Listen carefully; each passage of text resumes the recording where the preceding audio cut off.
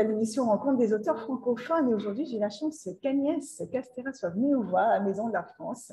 Alors, eh bien, on en profite, on improvise un petit peu une interview de dernière minute.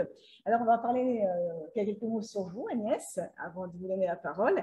Donc, Agnès, vous êtes née à Port-au-Prince, en Haïti.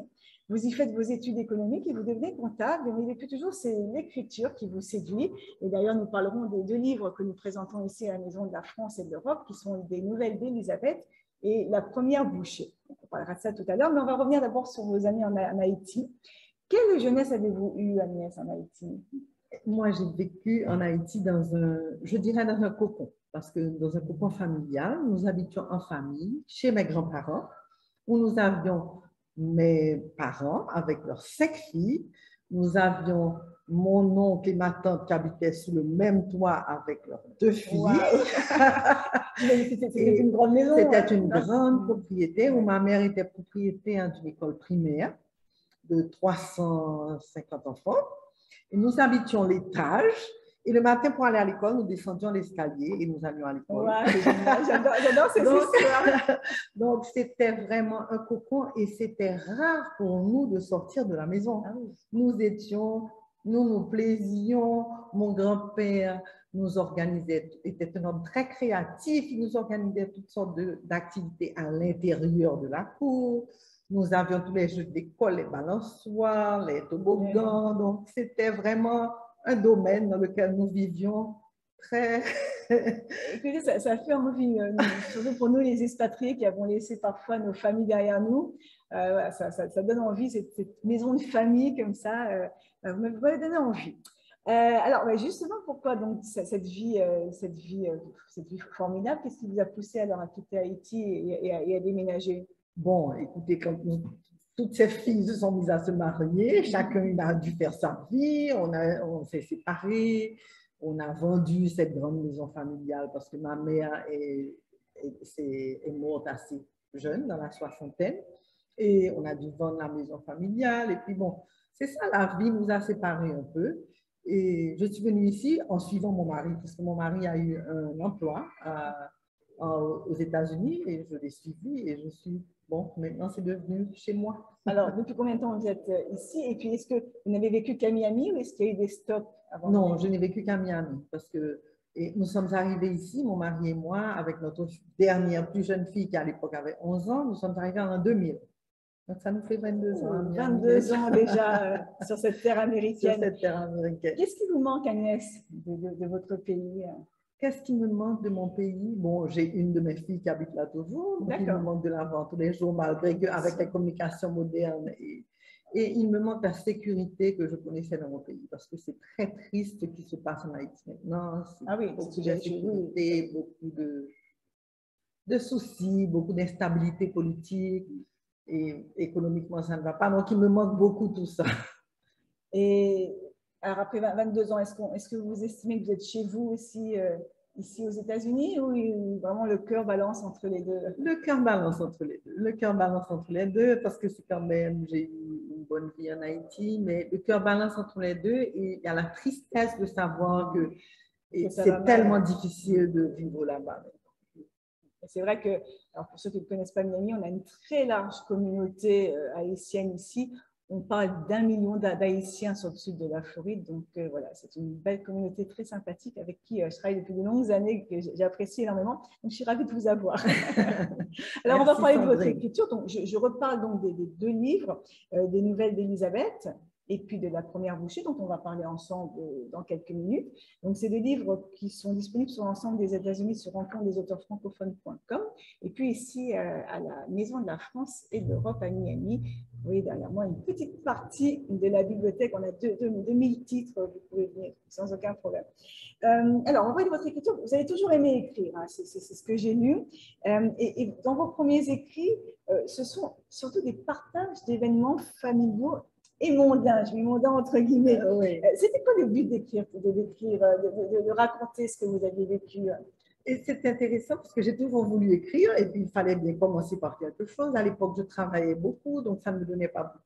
Et dès qu'il y avait un événement familial, je me disais, bon, ce serait bien de mettre ça par écrit et puis de faire quelque chose qui perdure le souvenir, qui fasse durer le souvenir, et je l'offrais en cadeau à la personne concernée, à ma nièce qui se marie. Et c'était tellement bienvenu. Et jusqu'à présent, quand je relis ces textes, je les relis toujours avec beaucoup de plaisir parce qu'il y a beaucoup de gens qui sont entre-temps sont morts, sont partis, sont détaillés. Donc, ce sont de beaux souvenirs. Je suis contente d'avoir commencé comme ça. Et dans la famille, quand on lisait ces textes, on me dit, ah non, il faut que tu continues, il faut que tu continues et que tu t'adresses à un plus large public. Donc, ça, j'ai eu beaucoup d'encouragement familial à partir de ces récits, si tu veux. Et qu'est-ce que vous en avez fait de ces récits? Alors, je crois que certains ont été utilisés, mais j'imagine que ça représente énormément de pages. Je les ai imprimés avec les moyens du bord et avec des photos et je les offrais en cadeau à ceux qui étaient directement concernés.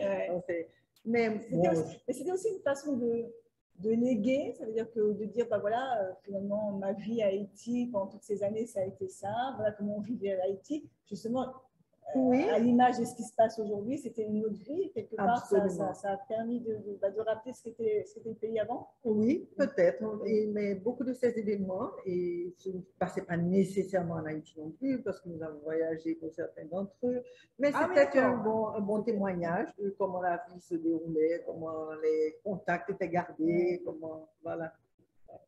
Alors, vous nous disiez, vous avez été encouragé par votre famille, par vos amis. C'est-à-dire que sans eux, finalement, vous n'auriez jamais osé? Je ne sais pas, parce que c'est une bonne question, parce que ça me démangeait. J'avais envie d'écrire, j'avais toujours envie d'écrire. Et à l'époque, quand je travaillais, je me disais toujours, je trouvais l'excuse du travail, je n'ai pas le temps, je n'ai pas le temps. Et donc, comme je dis, ces récits familiaux me donnaient le temps parce que je pouvais les faire plus vite. Et c'était confiné dans le temps. Mais oui, je me serais probablement lancée, mais différemment. Et est-ce que vous faites partie de ces auteurs qui freinent parce qu'ils estiment qu'ils ne sont pas légitimes? J'avoue que quand j'ai publié des nouvelles d'Elisabeth, ce sont des nouvelles que j'avais écrites moi-même comme ça. Et puis je dis, bon, pourquoi ne pas les compiler et essayer d'en faire un recueil? Ah, j'ai eu la frousse. C'est normal. J'ai eu la frousse, d'autant qu'en Haïti, nous n'avons pas de vraie maison d'édition, c'est-à-dire que chacun publie en passant par une maison d'édition qui est, bon, qui ne fait pas de travail d'édition, qui fait vraiment, qui peut présenter le livre qui a le public pour vous. Et j'ai vraiment eu la frousse. J'ai dit, mais qui me dit que c'est bon? Qui me dit, bon, je l'ai fait lire par 2 ou 3 bêta-lecteurs qui m'ont dit, oui, c'est bon, ça vaut la peine, vas-y, mais bon. C'était vraiment un moment de panique. Comment ça s'est passé? Les auteurs ont toujours des expériences différentes. Est-ce que vous avez envie d'écrire pendant longtemps, vous avez écrit dans votre coin? Est-ce qu'un matin, vous vous êtes levé en disant, allez, mon ordinateur est là, je suis prête, j'y vais? Voilà. Eh bien, il y a l'événement en Haïti qu'on appelle Livre en folie. Livre en folie, c'est une grande foire littéraire qui se fait chaque année et qui est organisée par la Unibank, qui est la plus grande banque commerciale d'Haïti. Et c'est la plus grande foire du livre de la Caraïbe et de l'Amérique centrale qui se fait chaque année. Alors moi, j'applaudis que une banque soutienne la culture et la littérature. C'est un message aux banques américaines, soutenez-nous. Donc voilà, la foire du livre se fait et je me disais chaque année, bon, l'année prochaine, je vais me présenter à Livre en folie. Je vais me présenter à Livre en folie. Et bon, et mon livre n'était pas prêt, je n'avais pas. Et puis je me suis dit, tiens, je vais faire un recueil de mes nouvelles. Donc voilà comment c'est parti. J'ai fait le recueil de nouvelles et je me suis présentée à Livre en folie et ça a bien marché. Voilà, c'est souvent une date butoir. Voilà, c'est la date butoir. Et pour vous, c'était la volonté de participer à ce joli rendez-vous. Ça commençait bien votre histoire littéraire. Mais oui, mais oui. Alors, les 2 ouvrages que j'ai ici sont parus en 2015 et 2017. Donc, le premier, c'est 2015, c'est les nouvelles d'Elisabeth. Donc, c'est un recueil de nouvelles. Et puis le second, c'est un roman, La première bouchée, qui est paru en 2017. Je vais vous laisser les présenter en quelques lignes. Voilà, avec plaisir. Elisabeth, c'est une, comme je vous ai dit, c'était des nouvelles que j'avais écrites, mais je les ai regroupées autour d'un personnage principal qu'on appelle Elisabeth. Donc, je dirais que c'est la vie vue à travers les yeux d'Elisabeth, des événements et qu'est-ce qu'on dit, banal ou banaux? Non, banal. Banal. Des événements banals et vus à travers les yeux d'Elisabeth. Et il y a une histoire que j'aime bien raconter. Je suis d'Haïti et je suis venue une fois à un rassemblement de Barack Obama qui faisait campagne à l'époque. Et ici, à Miami, et j'ai été à ce rallye et j'ai connu des émotions que je ne pensais pas pouvoir connaître dans un événement qui était aussi simple, aussi banal pour le peuple américain. Un rallye de campagne, bon, il y a de plus régulier, de plus courant, de plus... Ah non, mais une campagne, c'est toujours une aventure. Voilà. Mais en Haïti, nous n'avons pas cette chance parce que la démocratie n'est pas aussi bien installée. On traîne à entrer en démocratie. Et ça m'a amené des émotions extraordinaires. Et ce jour, je suis rentrée chez moi et j'ai raconté mon histoire de ma visite à ce rallye. Et après, quand je devais publier la nouvelle d'Elisabeth, je l'ai remis pour le faire voir à travers les yeux d'Elisabeth. Mais c'est un peu mon histoire. Oui, c'est ce que j'allais vous demander, parce que quand on lit les nouvelles d'Elisabeth, on se dit c'est un peu Agnès. C'est un peu vous, c'est un peu ou c'est beaucoup vous? Bon, ça m'amuse parce que mes amis me disent, mais c'est toi ou c'est pas toi? Alors je dis, écoute, tous les auteurs s'inspirent de leur vie. Bien sûr. Tous les auteurs s'inspirent de leur vie. Donc, un peu ou moins. Voilà. Il y a un peu de moi, il y a un peu de pas moi, il y a un peu de choses qui se sont passées autour de moi que j'ai remis dans la vie d'Elisabeth. Donc, c'est un peu de tout. De la vie qui se passe autour de moi. Alors, on va parler de la première bouchée. Et oui. Vous allez nous raconter un peu qu'est-ce que cette première bouchée, qui est une grosse gourmandise et qui a donné donc lieu à ce second roman. Voilà, la première bouchée. Et après mes nouvelles, j'ai voulu écrire un roman parce que je pensais que c'était un exercice qui avait plus de challenge. Et puis, bon, j'ai trouvé l'histoire. Je voulais faire un roman qui parlait et qui avait une thèse à soutenir. Et en réalité, ce qui m'a inspiré, c'est parce que moi, je suis catholique, mais j'ai toujours été dérangée par le principe et la docte catholique contre la contraception. Nous sommes en 2022. Jusqu'à présent, la contraception n'est pas acceptée dans l'Église catholique. Jusqu'à présent, même dans un couple marié. Donc, ça m'a toujours dérangée. Et j'ai voulu chercher une histoire qui montrait comment finalement, et bon, c'est un peu ridicule de ne pas accepter la contraception parce que ça entraîne tellement de chambardement parfois dans la vie des gens, d'avoir des enfants non souhaités, d'avoir une kyrielle d'enfants. Et bon, donc j'en ai fait une histoire un peu forte, un peu osée, je dirais, parce que c'est quand même des événements assez particuliers qui arrivent à ce couple. Mais vraiment, au départ, c'était ça mon idée. Alors, on a bien compris que les nouvelles d'Elisabeth, c'était vous. La première bouchée, c'était des ressentis qui étaient les vôtres. Mais qu'est-ce qui vous inspire quand vous écrivez? C'est la vie, j'imagine, notamment avec cette conception de la procréation. Voilà. Est-ce que c'est votre vie aussi? Est-ce que, par exemple, vous avez connu des femmes qui n'ont pas pu réguler leur naissance, des familles trop nombreuses? Qu'est-ce qui vous a inspiré? Et bon, l'inspiration a été, oui, j'ai connu des femmes qui n'ont pas pu réguler leur naissance et finalement, c'était assez compliqué. Ça leur a pas mal chambardé leur vie parce que c'est pas toujours évident. Et une grossesse désirée, c'est merveilleux, mais une grossesse non désirée, ça bouleverse. C'est très bouleversant. Et dans la première bouchée, j'ai placé l'événement dans les années 70, parce que j'ai voulu faire revivre un petit peu la vie que nous avions en Haïti, qui est une vie paisible, où nous marchons à pied d'un point à l'autre. Et je l'ai située dans mon quartier, là où j'ai grandi, justement, parce que c'est comme ça que nous vivions à l'époque. Nous allions d'un point à l'autre à pied, nous vivions paisiblement, on se connaissait tous dans le quartier. Donc, ça, j'ai voulu resituer l'histoire à l'époque. Et à l'époque aussi, pour montrer l'influence, nous avons beaucoup évolué dans ce temps maintenant, mais l'influence de la religion et de la société sur la vie de tous les jours. Oui, parce que c'est deux choses quand même, parce que c'est qu'Haïti, souvent, les gens disent que Haïti connaît autant de malheurs, des tremblements de terre, les ouragans, etc. C'est parce que les Haïtiens ont abandonné quelque part leur croyance originelle pour se porter sur le catholicisme. Donc il y a beaucoup de, il y a beaucoup de choses qui se mélangent. Oui, il y a beaucoup de choses qui se disent et qui se mélangent, bon, auxquelles je n'adhère bien pas. Sûr, mais j'imagine pas. Non, mais c'est vrai, mais c'est intéressant. Et ce que j'ai bien aimé, effectivement, c'est que on était dans ce livre dans une société qu'on ne connaît pas nécessairement. Et moi, j'aime me promener dans les époques, j'aime me promener dans les lieux. C'était ce que je disais sur un autre livre d'une auteure belge qui racontait l'histoire, enfin qui est partie à la recherche de l'histoire de ses grands-parents en Pologne dans les années 1910. Et j'aime parce qu'on se transpose.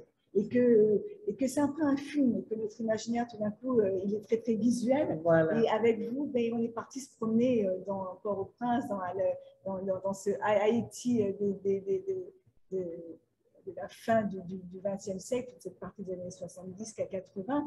Et c'est un joli voyage, donc vous nous invitez à ce joli voyage. Merci, c'est gentil, Sandrine. C'est gentil de me le dire, ça me fait plaisir parce que j'ai voulu ça aussi, amener les gens dans l'Haïti que j'ai connu. Et en plus, les choses changent, c'est vrai que les choses changent, les mondes changent, et donc voilà, ce petit flashback est toujours agréable. Il y a aussi pas mal de notions de vie dans vos livres. Il y a l'analyse du comportement de vos semblables. On a l'impression que vous avez envie de donner des messages à chaque chapitre, oui. de dire aux gens que non, on peut changer les choses, tout n'est pas arrêté, qu'il faut le faire. Voilà, je pense qu'il faut changer, il faut avancer et j'aime bien dire que je donne des messages subtils parce qu'il y a quelqu'un qui une fois qui m'a dit, mais des nouvelles d'Elisabeth, c'est quoi le fond des histoires? Je dis, bon, je souhaitais que vous captiez mes messages. Et... Bah, en tout cas, ça a commencé à les faire réfléchir. Voilà. C'est déjà un bon début. Alors, en plus des livres, vous tenez un blog aussi. Oui. Vous tenez un carnet de voyage. Et vous nous donnez des nouvelles d'Elisabeth d'ailleurs. Oui, il y a des nouvelles d'Elisabeth qui n'ont pas été publiées. Exactement. Vous nous parlez de mariage, de citoyens exemplaires. En fait, vous continuez d'écrire ce qui vous animait plus jeune, donc tous ces événements familiaux et mondains, j'aime bien le terme de mondain, les événements familiaux et mondains, et donc on continue de les suivre avec vous sur ce blog. Merci. Et oui, je continue le blog et parfois je vais au travers d'Elisabeth, mais parfois j'écris une nouvelle et comme ça, qui n'a rien à voir avec Elisabeth, parce que justement, citoyen exemplaire, et c'est parce que c'est une réalité que ceux qui peuvent viennent avoir leur bébé aux États-Unis pour avoir un enfant américain. Et ça leur ouvre une porte vers l'extérieur. Et ça c'est une chose qui me fascine parce que Haïti a besoin de ces cerveaux, a besoin de ces gens et de cette élite. Et il y a trop de corruption en Haïti. Trop de corruption. Et c'est dommage, de plus en plus, les gens viennent à avoir leur bébé ici pour avoir un petit Américain. C'est une réalité. Et c'est une réalité qu'on ne peut pas blâmer parce qu'effectivement, mais elle se demande parfois, est-ce que c'est une... Le mot est fort, mais est-ce que c'est une trahison? Est-ce que c'est une... Alors, ce qui est intéressant, c'est les enfants de la génération suivante. Alors, il y a ceux qui sont devenus totalement américains parce que je dois dire, et moi je l'ai vu à Miami, les Haïtiens ont une faculté de se mettre dans la société, d'apprendre l'anglais tout de suite, d'apprendre même ici l'espagnol. Moi, je suis toujours admirative de voir la façon dont les Haïtiens s'intègrent. Mais après, moi, j'ai rencontré aussi la génération d'après, pas ceux qui étaient devenus complètement américains et qui parlaient plus un mot français, mais moi, j'ai vu notamment dans l'école de mes enfants des petits Haïtiens qui me disaient, moi, mes parents, ils ne parlent pas français. Ben, moi, j'ai envie de réapprendre le français. Ah, et bien. Ça, j'ai trouvé ça chouette que cette jeunesse a envie de se réapproprier la culture des grands-parents parfois et retourner. Moi, j'avais rencontré un jeune haïtien qui voulait s'engager dans la politique pour les élections, pour l'Amérique au Prince. Malheureusement, il n'a pas été très loin, mais en tout cas, voilà, on sent qu'il y a une émotion, Oui. il y a une culture ancrée et qu'elle a envie de s'exprimer. Donc, voilà, je trouve que c'est très encourageant. Alors, on va parler aussi de vos projets littéraires. Donc, ici, il y en a dans les tiroirs. Il y en a plein dans les tiroirs. Je dis à mes amis qui me disent, mais c'est pour quand le prochain livre? Je dis, dans ma tête, j'ai un embouteillage d'histoires que j'aimerais écrire. Parce que 2017, c'est loin déjà. 2017, c'est loin. Il faut s'y voilà, mettre. Et il faut s'y mettre. Et voilà, ma date butoir, maintenant, je dis que c'est l'année prochaine. Okay. Bon, très bien. Et c'est enregistré. Hein? C'est enregistré. Alors, un petit mot, votre implication dans la communauté haïtienne ici, vous la fréquentez, vous faites des choses avec elle, ou vous êtes une citoyenne du monde? Je suis une citoyenne du monde, je dirais plus que, bien que mon cercle d'amis est très haïtien, mais impliqué grandement, non. C'est honteux peut-être. Non, mais pas du tout. Au contraire, je pense qu'on vit dans une ville comme Miami qui offre tellement de cultures diverses. Je crois que c'est bien justement de partir à sa rencontre et de ne pas rester dans son cercle. Mais voilà, nous, on est dans un cercle francophone, ça ouvre à plein de pays, donc c'est extraordinaire. Magnifique. Alors moi, j'aime bien terminer par un petit questionnaire de Proust. Alors, le livre du moment, vous lisez quoi, Agnès? Le livre du moment, c'est un livre qui parle beaucoup d'Haïti d'ailleurs, de Mitch. Alors, je lis en anglais. Oui. Il s'appelle Finding Chica de Mitch Albom. Mm-hmm. Et c'est un bonhomme qui est rentré en Haïti après le tremblement de terre, qui était journaliste avec plein d'activités et qui s'est retrouvé tellement ému de tout ce qui se passait en Haïti qu'il a ouvert un orphelinat en Haïti et il a adopté une des petites filles. Et c'est très touchant, oui, très touchant, ça me touche beaucoup. Et je ne connaissais pas, on m'en a parlé, et voilà, c'est le livre du moment. Alors, un livre de chevet, c'est-à-dire un livre que vous aimez relire ou offrir. Souvent, on aime bien offrir les livres qu'on aime. Un livre auquel je reviens souvent, c'est Les Misérables de Victor Hugo. Ce n'est pas rien. Où écrivez-vous, Agnès? Est-ce qu'il y a un endroit Chez moi, dans ma chambre, j'ai un petit bureau et c'est là que j'écris. Vous trouvez l'inspiration. Votre livre préféré à Miami? Mon livre préféré? Non, mon lieu préféré à Miami, chez moi, ma maison. C'est bien. Bon, alors à part les millefeuilles, quelle gourmandise on peut vous offrir pour vous faire plaisir? Oh, un millefeuille, ça fait toujours plaisir. Et un plat national haïtien qu'on appelle le riz collé. Okay. On appelle le riz national aussi, mais moi je préfère le nom de riz collé, qui est un riz cuit avec des haricots rouges et qui sont mélangés. Je trouve ça délicieux. Avec des épices, avec des épices bien épicées, c'est vraiment bon. Alors justement, je vais repérer un petit restaurant haïtien derrière, parce qu'on n'est pas loin de Little Haïti ici. Oui. J'ai prévu d'aller tester un petit peu les plats nationaux, parce que mes amis haïtiens ne cuisinent absolument rien. Un lieu dans le monde qui vous parle, alors à part Haïti, bien sûr, est-ce qu'il y a une ville que vous avez visitée, qui vous a marqué? Paris. Oh, moi j'adore Paris. Et quand j'arrive à Paris, je n'ai pas de barrière de langue. Bien sûr. Et je suis confortable, je me retrouve dans un lieu splendide et sans barrière de langue. Parce qu'il y a plein de villes que je trouve merveilleuses, mais Paris a l'avantage d'être, on s'intègre. Alors, une qualité chez les autres qui est importante pour vous? La sincérité. J'aime les gens sincères. Je suis toujours dérangée par les gens qui ne me paraissent pas sincères. Vous avez raison. Que faites-vous quand le moral est en baisse? Quand le moral est en baisse. Quand le moral est en baisse, ça va pas, on se réveille mal, on se dit j'en ai marre. Je lis. J'aime beaucoup la lecture, je lis. Oui. Vous êtes plutôt plage ou piscine? Plage. Avec piscine à côté. Un petit mélange des deux. La plage le matin, la piscine le soir. Voilà. Et puis terminer peut-être par un message pour les auteurs qui n'osent pas se lancer. Il y en a plein des auteurs qui ont envie d'écrire, qui n'osent pas se lancer. Vous leur dites quoi? Je leur dirais de venir visiter Sandrine. De venir voir Sandrine, est une personne tellement accueillante, souriante, et puis qui vous donne confiance et qui vous met en confiance, vraiment. C'est gentil. Mon cœur est toujours ouvert, vous le savez.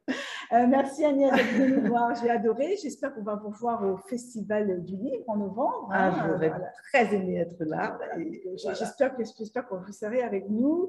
En attendant de vous parler de ce festival plus longuement, parce qu'on a encore quelques mois devant nous, je vous attends ici à la Maison de la France et de l'Europe. J'ai envie de dire de la francophonie, mais c'est aussi la Maison de la francophonie.